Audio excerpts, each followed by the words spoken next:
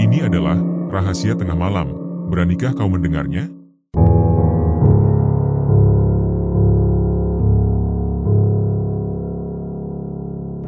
Pak Tommy adalah salah satu karyawan di pabrik terkenal di kota Jember. Karena kesibukannya sebagai karyawan yang sangat dipercaya, waktu untuk keluarganya menjadi sangat terbatas. Hampir setiap hari, Pak Tommy tenggelam dalam rutinitas pekerjaan yang tak kunjung selesai. Di lingkungan kerjanya, Pak Tommy dikenal sebagai sosok yang sangat disiplin. Ia tidak segan-segan menegur rekan-rekannya yang datang terlambat atau terlihat malas dalam bekerja. Baginya, kedisiplinan adalah kunci kesuksesan, dan hal itu ia terapkan dengan tegas. Pak Tommy juga dikenal sebagai pribadi yang ambisius. Beberapa orang terdekatnya sangat mengenal betul bagaimana dirinya akan melakukan segala cara untuk mencapai tujuan yang diinginkan. Tak heran, ia sering dipuji oleh atasan, tetapi juga diam-diam dihindari oleh rekan-rekan kerjanya yang merasa tertekan oleh gaya kepemimpinannya. Di balik ambisinya yang tinggi, Pak Tommy adalah seorang suami dan ayah dari 2 anak kembar, Akbar dan Ilham. Istrinya, Linda, adalah perempuan yang ia temui di bangku kuliah. Pertemuan mereka dimulai saat menjadi teman sekelas, yang kemudian berkembang menjadi hubungan yang lebih dalam. Setelah lulus, Tommy dan Linda memutuskan untuk menikah. Tommy segera terjun ke dunia kerja, sementara Linda memilih untuk menjadi ibu rumah tangga, mengabdikan diri sepenuhnya untuk mengurus keluarga mereka. Suatu pagi, seperti biasa, Pak Tommy bersiap untuk berangkat kerja. Akbar dan Ilham yang masih kecil berlari menghampirinya dengan semangat. Akbar memeluk ayahnya dengan penuh harap, sementara Ilham hanya memandang tanpa kata-kata, namun dengan mata yang jelas menunjukkan kerinduannya. Kedua anak itu sudah lama merindukan momen kebersamaan dengan ayah mereka. Linda, yang duduk di dekat Tommy, turut berbicara. Ia mencoba membujuk suaminya untuk meluangkan waktu bersama keluarga. Sebagai istri, Linda paham betapa pentingnya pekerjaan bagi suaminya, namun ia juga merasa bahwa keluarganya membutuhkan perhatian yang sama. Dengan nada lembut namun tegas, Linda berharap Tommy mau sejenak meninggalkan rutinitas kantor demi kebersamaan keluarga. Tommy, yang saat itu tengah sibuk memikirkan tugas-tugas kantornya, hanya memandang keluarganya dengan heran. Setelah berpikir sejenak, akhirnya ia menyetujui permintaan mereka, meski dengan syarat. Ia hanya bisa meluangkan waktu di akhir pekan, karena pekerjaan di kantor sangat banyak dan membutuhkan fokus penuh. Setelah sarapan, Pak Tommy segera berangkat kerja tanpa basa-basi.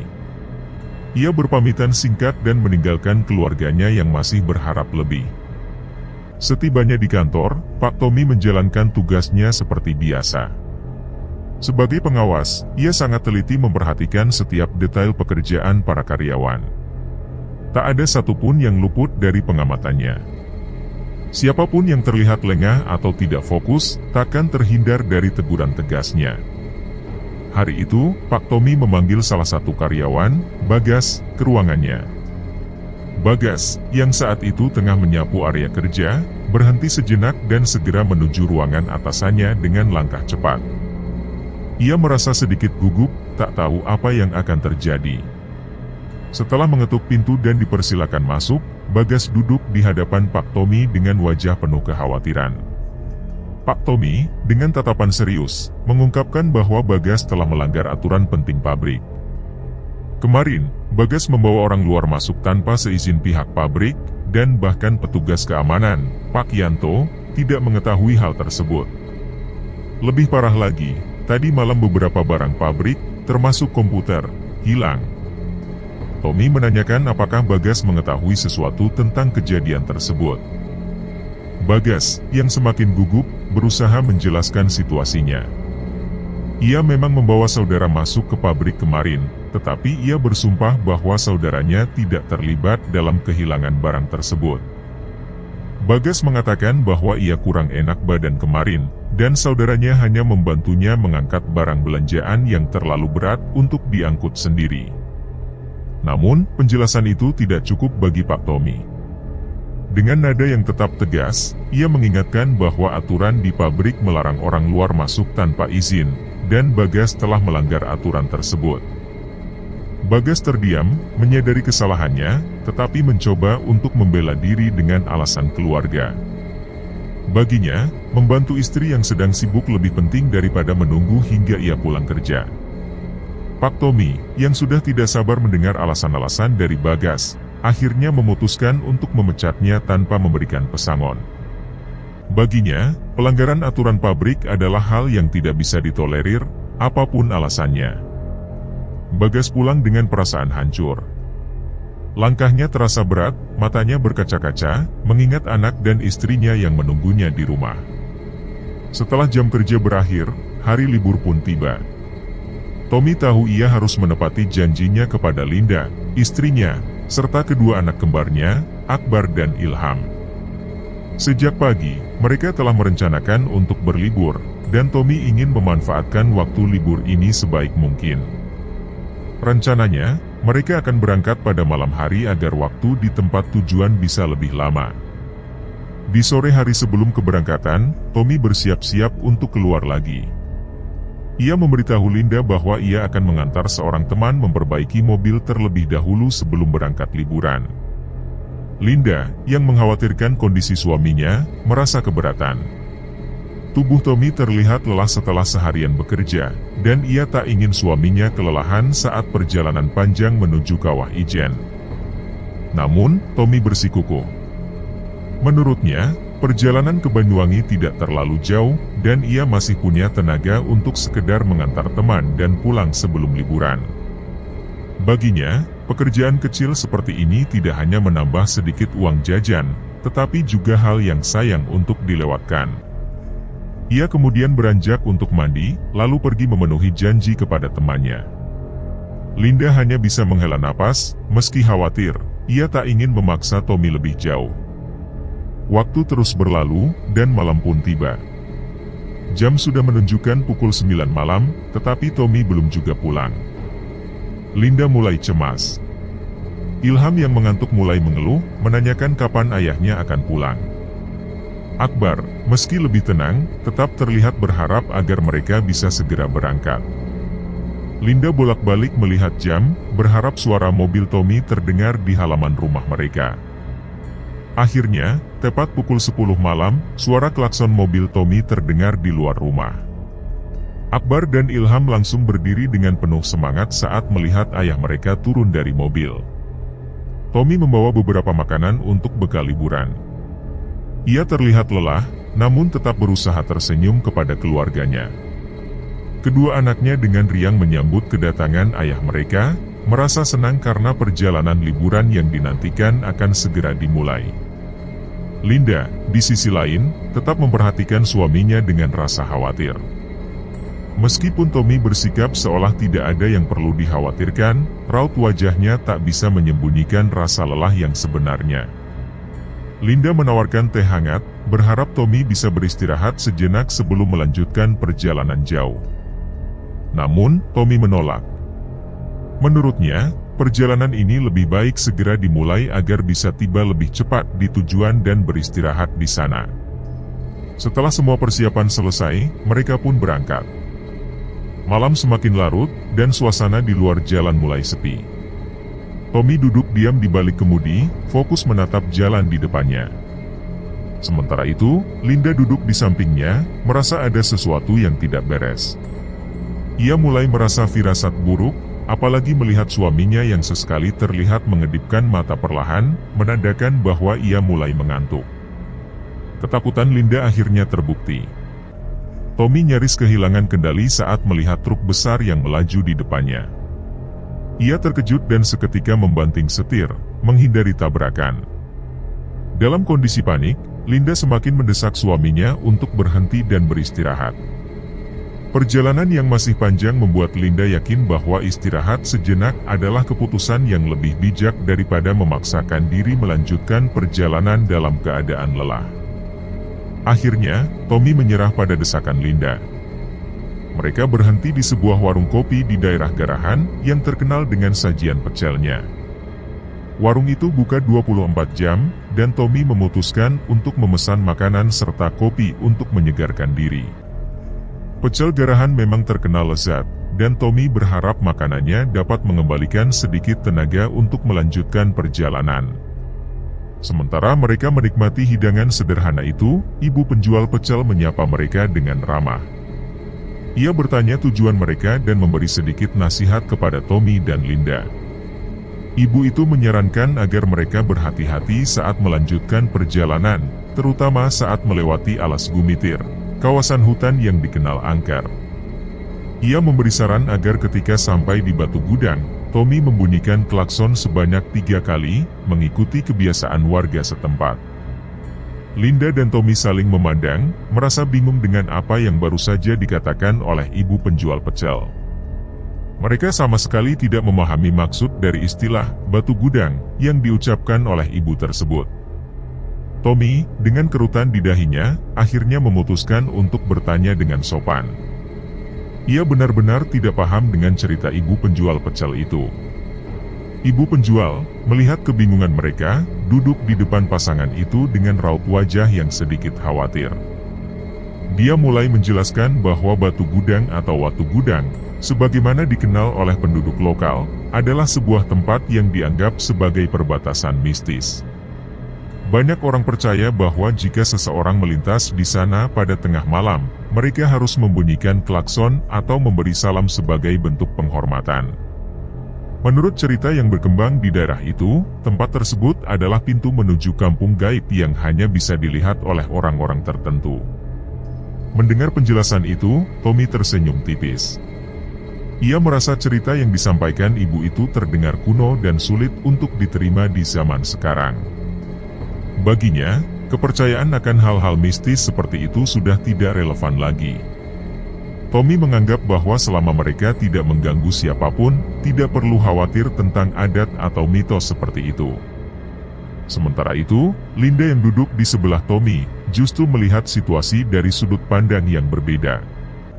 Baginya, apa yang disampaikan ibu penjual pecel adalah bentuk peringatan, sebuah nasihat yang patut diperhatikan meskipun terdengar sedikit di luar nalar. Dia meyakini bahwa, sebagai orang asing yang melintasi daerah tersebut, ada baiknya mereka menghormati adat dan kepercayaan setempat. Linda mencoba menjelaskan kepada suaminya bahwa apa yang diucapkan ibu itu bukanlah sekadar cerita belaka, melainkan sesuatu yang bisa dijadikan pegangan agar mereka lebih berhati-hati di perjalanan. Meskipun Tommy tidak mempercayai hal-hal seperti itu, bagi Linda, tidak ada salahnya mengikuti apa yang diingatkan oleh orang tua. Ibu penjual pecel itu tersenyum mendengar ucapan Linda, merasa dihargai. Dia kemudian berdiri dan mengajak mereka untuk melanjutkan makan. Setelah mereka selesai, ibu itu menasihati mereka agar melanjutkan perjalanan hanya jika merasa yakin dan siap. Linda mengucapkan terima kasih atas pengingat itu, namun Tommy masih tampak meremehkan. Setelah selesai makan, mereka berdua membayar makanan dan bersiap untuk melanjutkan perjalanan. Ibu penjual itu sempat memberikan salam dan berharap agar mereka berhati-hati di jalan. Tommy hanya melambaikan tangan, masih sedikit tertawa dalam hati. Baginya, cerita ibu tadi hanyalah omong kosong belaka. Di dalam mobil, suasana mulai terasa tegang. Linda mencoba mengingatkan Tommy lagi bahwa nasihat yang diberikan tadi seharusnya tidak diabaikan begitu saja. Namun Tommy, yang sudah berkeras dengan pendapatnya, hanya diam dan mendengarkan istrinya berbicara. Linda terus mengingatkan bahwa menghormati nasihat orang lain, terutama orang tua, adalah bentuk sikap yang baik, bahkan jika nasihat itu terdengar tidak masuk akal. Mereka terus berdebat sepanjang jalan, hingga akhirnya tiba di gerbang Alas Gumitir. Jalanan saat itu begitu sepi, dengan kabut tebal yang mulai menyelimuti jalan di depan mereka. Tidak ada kendaraan lain yang melintas, dan pemandangan di sekitar mulai terlihat semakin gelap. Pohon-pohon tinggi di sisi jalan tampak menjulang, menambah suasana sunyi yang mencekam. Lampu-lampu jalan pun hanya ada beberapa, dan sisanya hanyalah kegelapan yang pekat. Semakin mereka mendekati bagian dalam Alas Gumitir, semakin tebal pula kabut yang muncul. lampu mobil menjadi satu-satunya sumber cahaya yang menerangi jalanan di depan mereka. Linda mulai merasa cemas, firasat tidak nyaman mulai menyelimuti pikirannya. Meski Tommy tetap bersikukuh melanjutkan perjalanan, Linda tidak bisa menahan rasa takut yang mulai merayap di hatinya. Kabut yang semakin tebal menutupi pandangan mereka, membuat jalanan terasa semakin menakutkan dan penuh misteri. Jalan yang awalnya biasa saja, kini terasa aneh dan menegangkan. Sepanjang perjalanan, tidak ada satupun kendaraan yang berpapasan, membuat suasana semakin sunyi. Linda mulai merasa tidak nyaman. Dalam benaknya, ada dorongan kuat untuk meminta Tommy membunyikan klakson, namun setiap kali ia mengutarakan perasaannya, Tommy selalu menanggapinya dengan sikap skeptis, seolah kekhawatiran Linda tidak berdasar. Tommy selalu membalas dengan argumen bahwa ketakutan mereka seharusnya hanya ditujukan kepada Tuhan, bukan kepada hal-hal mistis yang sering diceritakan orang-orang. Linda hanya bisa menghela napas panjang, meredam kekhawatirannya, meski hatinya tidak pernah benar-benar tenang. Tatapannya pun tertuju ke depan, ke jalan yang semakin lama semakin asing baginya. Di kejauhan, ia mulai melihat deretan batu besar yang menjulang di kanan dan kiri jalan, seakan membentuk gerbang tak kasat mata yang membuat bulu kuduknya berdiri. Di balik kecemasannya, Linda tetap berharap Tommy mau mendengarkan sarannya, meski hanya dengan memberi salam atau klakson sebagai bentuk penghormatan. Namun, Tommy tetap bergeming, merasa hal itu tidak perlu dilakukan. Baginya, perjalanan ini hanyalah bagian dari rutinitas mereka, dan tidak ada yang perlu dikhawatirkan. Tommy terus melaju, sementara Linda akhirnya memilih diam dan memalingkan wajahnya, merasa percuma memperdebatkan hal tersebut. Dalam diamnya, ia memutuskan untuk memejamkan mata, berusaha tidur, meski suasana hati masih dihantui rasa tidak nyaman. Beberapa menit berlalu, dan suasana semakin mencekam. Tommy mulai merasa ada yang aneh. Jalan yang ia lewati kini bukan lagi dipenuhi oleh pepohonan, melainkan batu-batu besar yang terus menjulang di kedua sisinya. Anehnya, ia tidak melihat satupun cahaya lampu yang biasanya berasal dari rumah-rumah penduduk di bawah sana. Suasana menjadi semakin sunyi, hanya terdengar deru mesin mobil yang melaju pelan di tengah kabut tebal yang terus menyelimuti. Perasaan resah perlahan mulai merayapi Tommy. Ia menoleh ke arah Linda yang masih tertidur, kemudian memutuskan untuk terus memandang lurus ke depan. Tiba-tiba, dari kejauhan, Tommy melihat sesuatu yang tidak biasa, cahaya-cahaya kecil yang tampak seperti bintik-bintik api bergerak turun dari bukit. Rasa penasaran membuatnya memperlambat laju mobil, ingin memastikan apa yang sedang terjadi. Tommy akhirnya menghentikan mobilnya dan turun untuk melihat lebih jelas. Ketika ia memandang ke arah jam tangannya, waktu menunjukkan pukul 12:30 tengah malam. Ia heran, bertanya-tanya mengapa ada sekelompok orang yang berjalan di tengah malam seperti ini, di tengah hutan yang begitu sunyi. Ia melihat barisan orang yang membawa obor, berjejer turun dari bukit dengan langkah-langkah teratur. Di antara mereka, Tommy melihat dengan jelas 4 orang yang menggotong sebuah keranda, dan di dalamnya, terdapat sosok yang terbungkus kain kafan.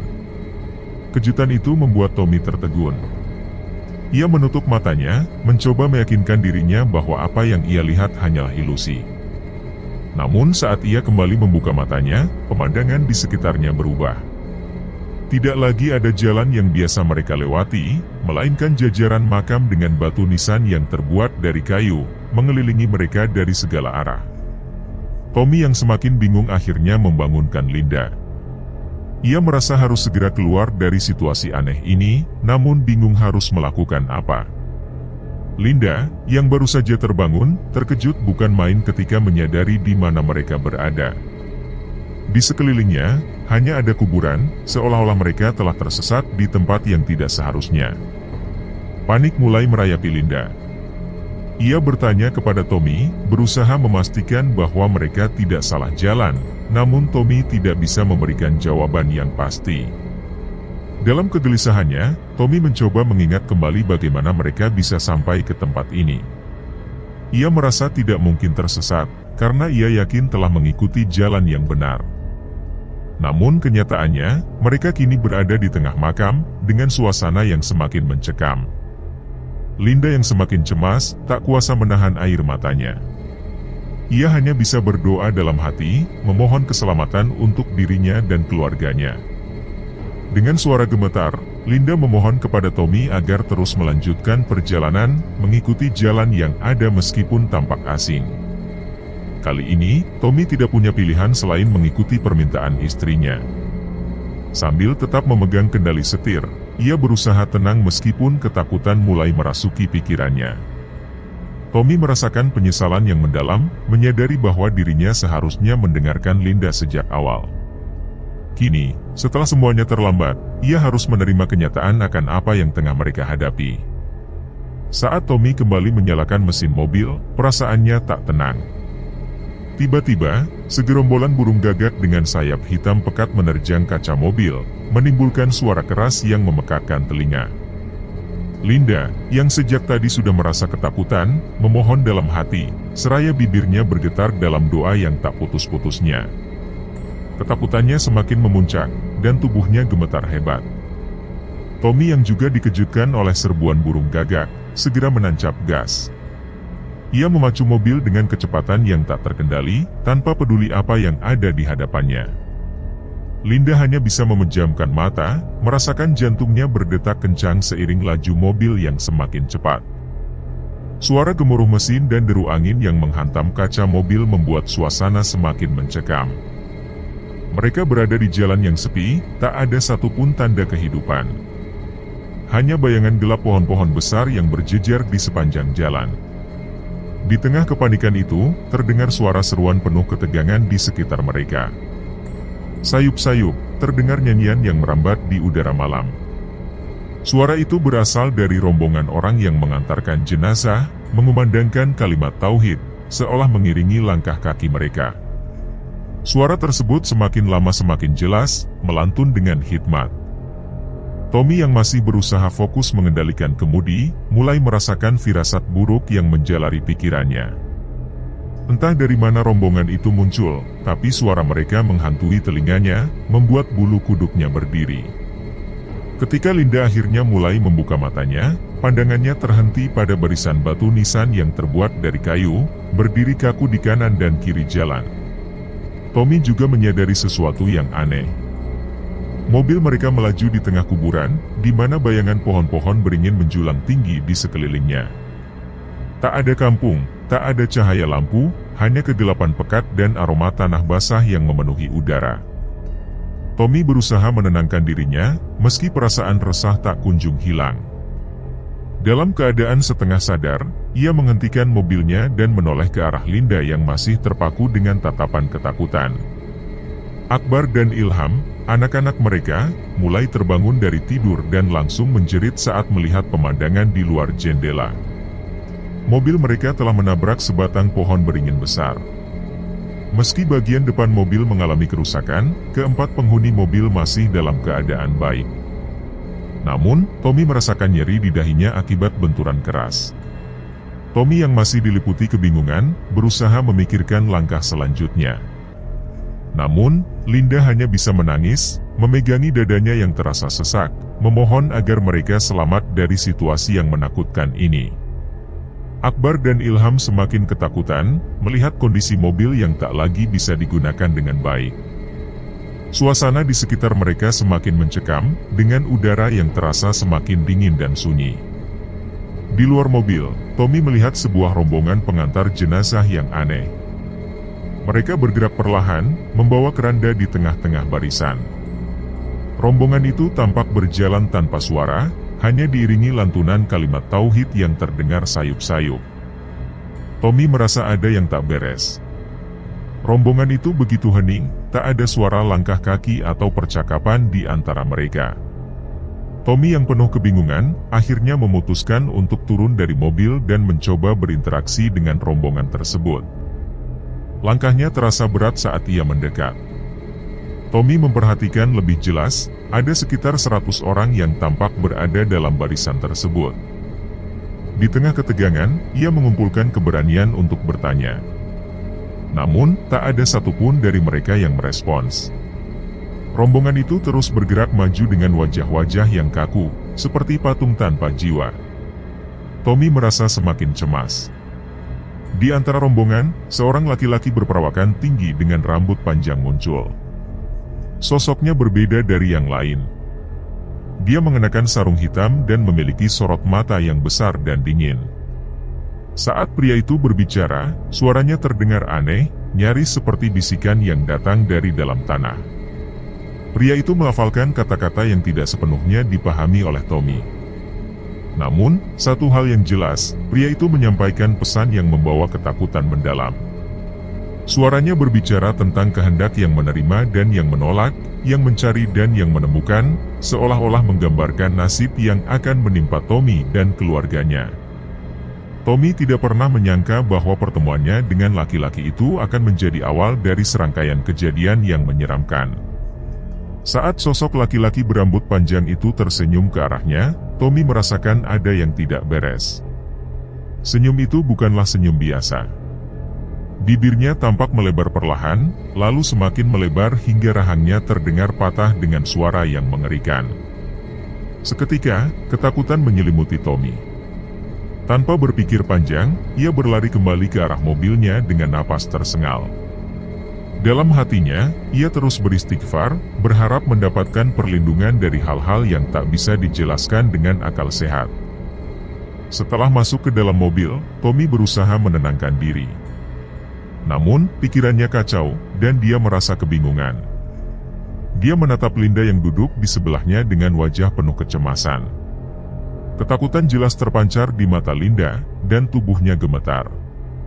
Tommy merasa tidak mampu berpikir jernih, seolah otaknya buntu, dan ia tidak tahu harus berbuat apa.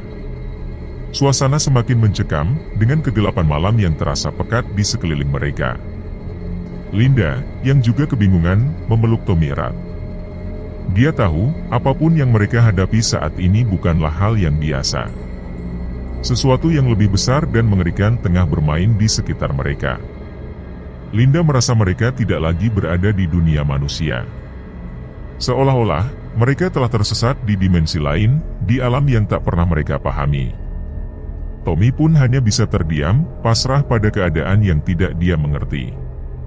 Mereka hanya bisa berserah diri kepada Sang Pencipta, berharap keajaiban akan datang menolong mereka dari situasi yang semakin menakutkan ini. Suara rombongan yang aneh itu kembali terdengar dari kejauhan, membuat suasana semakin mencekam. Tommy dan Linda menyaksikan rombongan tersebut melanjutkan perjalanan dengan langkah kaki yang terdengar begitu berat. Ketika mereka melewati mobil, laki-laki berambut panjang yang tadi sempat membuat Tommy ketakutan tiba-tiba muncul kembali di samping jendela, tepat di sebelah Linda. Tanpa peringatan, laki-laki itu mulai menggedor-gedor pintu mobil dengan keras, membuat Linda menjerit ketakutan. Matanya yang besar tampak mencoba melihat ke dalam mobil, membuat seluruh tubuh Linda gemetar ketakutan. Sementara itu, di bagian belakang, Akbar dan Ilham, kedua anak mereka, menjerit dalam ketakutan. Suara tangisan mereka semakin memperburuk suasana di dalam mobil. Sosok misterius itu kemudian mengeluarkan ucapan yang tidak dapat dimengerti oleh Tommy maupun Linda. Suara itu terdengar seperti mantra atau peringatan yang disampaikan dengan nada datar dan menakutkan.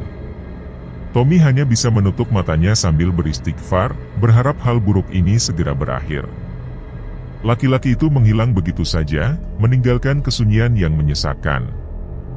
Linda, yang masih dalam keadaan syok, hanya bisa menangis tanpa henti. Kepalanya penuh dengan pertanyaan tentang apa yang sebenarnya sedang mereka hadapi. Tommy pun hanya bisa menghela napas panjang, mencoba untuk tenang meski hatinya dihantui ketakutan yang tak kunjung hilang. Dia sadar, mereka tidak bisa terus-terusan berada di sini. Mereka harus mencari jalan keluar, atau setidaknya mencari tahu di mana mereka berada. Namun, pemandangan di sekitar mereka membuat semuanya terasa mustahil. Sepanjang jalan yang mereka lalui, hanya terlihat deretan makam dan kabut tebal yang semakin menambah kesan seram pada malam itu. Di tengah kepanikan dan kebingungan itu, Akbar dan Ilham akhirnya tertidur, mungkin karena kelelahan akibat ketakutan yang mereka rasakan. Sementara itu, Tommy dan Linda hanya bisa berpelukan dalam diam, menunggu sesuatu yang entah kapan akan terjadi. Tak lama kemudian, suara azan subuh berkumandang. Suara itu terasa asing namun menenangkan di tengah-tengah suasana yang mencekam. Tommy terkejut, begitu pula Linda. Keduanya merasa ada sesuatu yang berubah. Ketika mereka membuka mata, Tommy dan Linda menyadari bahwa mereka telah mengalami kecelakaan. Mobil yang mereka tumpangi telah masuk ke dalam jurang, dan tubuh mereka penuh luka akibat benturan yang sangat keras. Mereka mendengar suara-suara orang di sekitar mobil. Tommy yang masih dalam keadaan pusing melihat Linda berusaha bangkit, mencoba melihat kondisi anak-anak mereka. Namun, betapa terkejutnya mereka ketika mendapati Akbar dan Ilham tidak lagi berada di kursi belakang. Suara ketukan dari luar jendela mobil menarik perhatian Tommy. Seorang pria yang tampaknya adalah anggota tim penyelamat berdiri di sana, memanggil mereka. Tommy yang lemah, berusaha menggerakkan tubuhnya untuk memberikan respons. Pria di luar mobil kemudian berteriak kepada rekan-rekannya bahwa mereka menemukan korban yang masih hidup. Dengan sigap, para relawan menolong Tommy dan Linda keluar dari mobil yang hampir ringsek itu. Tommy dan Linda diselamatkan, tetapi pikiran mereka masih diliputi kebingungan. Apa yang sebenarnya terjadi di malam itu? Bagaimana mungkin mereka selamat dari kecelakaan yang begitu mengerikan? Kecelakaan itu terjadi sekitar pukul 12:30 malam, dan mereka baru ditemukan 4 jam kemudian. Kabut tebal di Watu Gudang memang sering menjadi penyebab kecelakaan di tempat itu. Namun, yang lebih mengerikan adalah kabar bahwa kecelakaan serupa juga sering terjadi di sana. Seakan-akan, tempat itu menuntut korban dengan cara yang misterius.